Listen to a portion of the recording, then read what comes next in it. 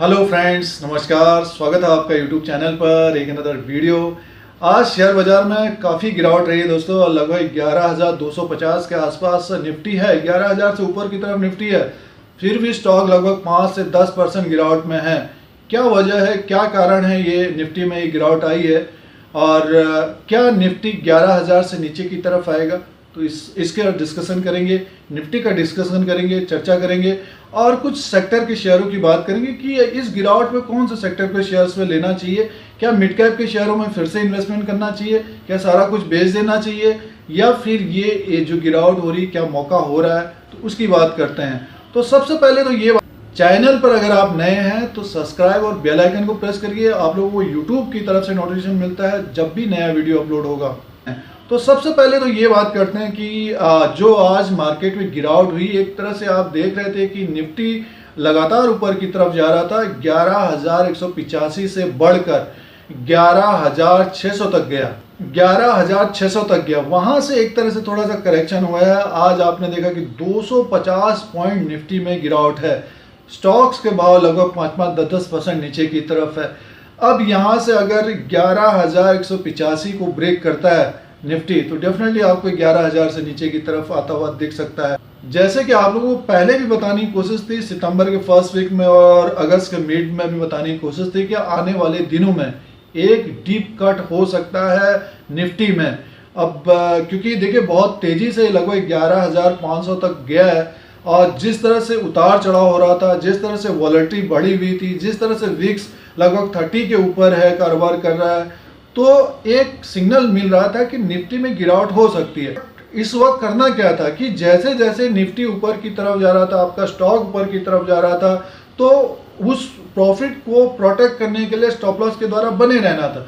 अब बहुत सारे लोग इस तरह का काम करते हैं, बहुत सारे लोग सीख भी गए हैं, बट ये है कि बहुत सारे लोग जैसे मार्केट को नहीं देख पाते तो वो प्रॉफिट बुक नहीं कर पाते हैं। देखिए, जब भी कोई बिल्डिंग गिरती है तो बहुत तेजी से नीचे की तरफ आती है, और उसी तरह से जब शेयर बाजार गिरता है तो आप देखते हैं कि एक धड़ाम होती है, और पता चलता है स्टॉक जो है 400 पर चल रहा था, 350 में आ गया। पता चलता है कि 350 पर आ गया, जहां पे लिया था वहीं पहुंच गया, तो फिर वेट करना पड़ता है।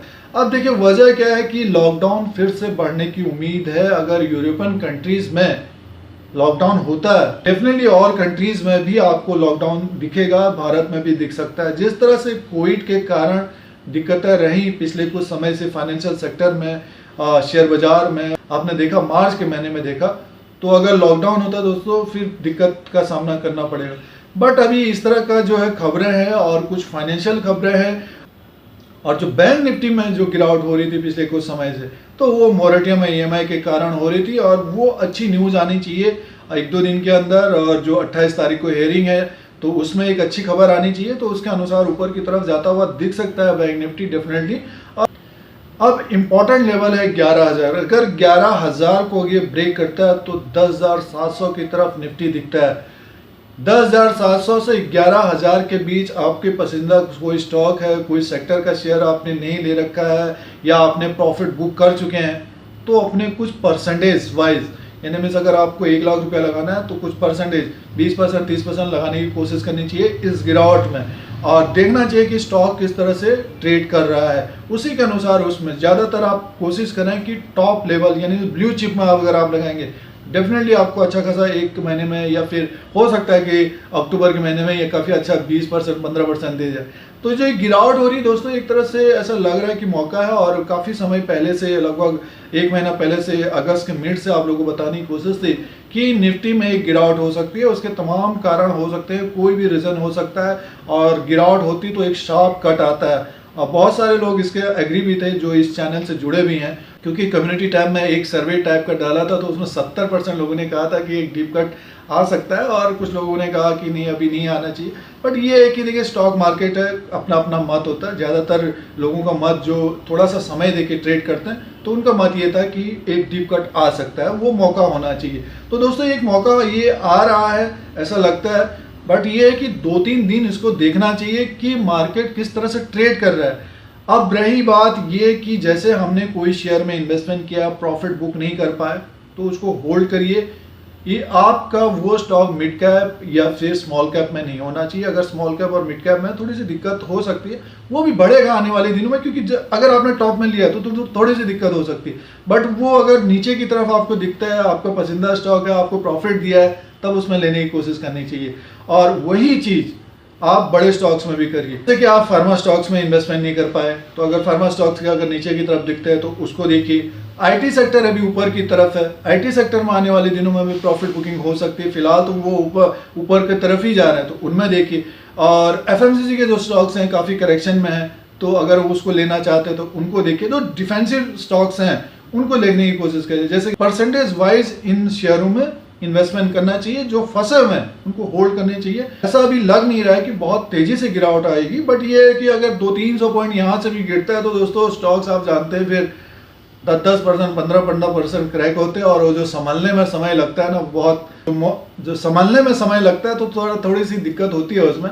बट ये है कि शेयर मार्केट है दोस्तों, इसीलिए इसमें जो है जब भी गिरावट होती है अपने पसंदीदा स्टॉक्स को देखना चाहिए और उनमें जो है कुछ परसेंटेज वाइज इन्वेस्टमेंट करना चाहिए और देखना चाहिए कि किस तरह से मार्केट चल रहा है। और निफ्टी का जो जैसे कि लेवल बताने की कोशिश है, देखिए 11,000 को ब्रेक करता है तो 10,700 के आसपास तक आ सकता है, तब वहां पे देखने की कोशिश करेंगे, तब अपडेट करने की कोशिश करेंगे। अब देखिए कौन से शेयर लेना चाहिए। जैसे कि अगर हम अपनी बात करते हैं तो HDFC में ग्रुप में, जैसे कि HDFC बैंक है, HDFC लिमिटेड है, अगर इसमें आपने लिया तो उसको होल्ड करना चाहिए। जो लेना चाहते हैं तो अभी मौका है, कुछ परसेंटेज वाइज यहाँ पे लेने की कोशिश करनी चाहिए। और जैसे कि अगर ऑटो सेक्टर के शेयरों में अगर आप हैं तो महिंद्रा एंड महिंद्रा को देखिएगा। जैसे कि अभी टाटा मोटर है, टाटा मोटर में एक गिरावट हो सकती है। अगर लॉकडाउन होता है यूरोप कंट्रीज में, इंग्लैंड में अगर होता है, लंदन में अगर होता है, तो डेफिनेटली उसमें गिरावट होगी। टाटा स्टील में भी गिरावट होगी, क्योंकि ये ग्लोबली इस तरह के स्टॉक्स हैं, इनमें ज़्यादातर गिरावट हो जाती है। भारतीय एयरटेल नीचे की तरफ है, उसको देख सकते हैं और कुछ समय जो देते हैं। तो दोस्तों आज की जो एक गिरावट थी, एक तरह से मौका होना चाहिए। 11,000 का लेवल को देखिए, वहां पे अगर उसको ब्रेक करके नीचे की तरफ आता है तो डेफिनेटली 100-200 पॉइंट नीचे की तरफ और दिखेगा, 10,700 तक आता हुआ दिखेगा। अभी जो दिक्कतें हैं, जो EMI की प्रॉब्लम है, 28 तारीख को हियरिंग है, मार्केट में अगर अच्छी खबर आती है तो आपको डेफिनेटली स्टॉक्स बहुत ऊपर की तरफ जाते हुए देखेंगे, स्पेशली फाइनेंशियल स्टॉक। और फाइनेंशियल स्टॉक्स अगर बढ़ते हैं तो निफ्टी बहुत तेजी से ऊपर की तरफ जाता है। पिछले कुछ समय से जैसे कि 25,000 से बैंक निफ्टी में गिरावट है, तो आपने देखा कि निफ्टी में भी प्रेशर बना हुआ था। पास आए 2-3 दिन इसको देखना चाहिए मार्केट को, उसके अनुसार ही इस पर इन्वेस्टमेंट करना चाहिए। ये व्यू रहेगा दोस्तों। और अपने पसंदीदा स्टॉक्स में अगर आपसे प्रॉफिट ले लिया है या छूट गए हैं तो उसके अनुसार उसमें पार्ट वाइज इन्वेस्टमेंट करना चाहिए। कुछ स्टॉक्स को भी बताने की कोशिश है आप लोगों को। इसी तरह से इंडिया का जो शेयर मार्केट है, स्टॉक मार्केट है, उसका अपडेट, एनालिसिस, सारा कुछ लेटेस्ट देने की कोशिश करते हैं। अगर आपको ये YouTube channel India Dheeraj Singh देखना है तो सब्सक्राइब और बेल आइकन को प्रेस करिए। फिर कोई नया वीडियो लेके आएंगे। आज के लिए इतना ही, धन्यवाद।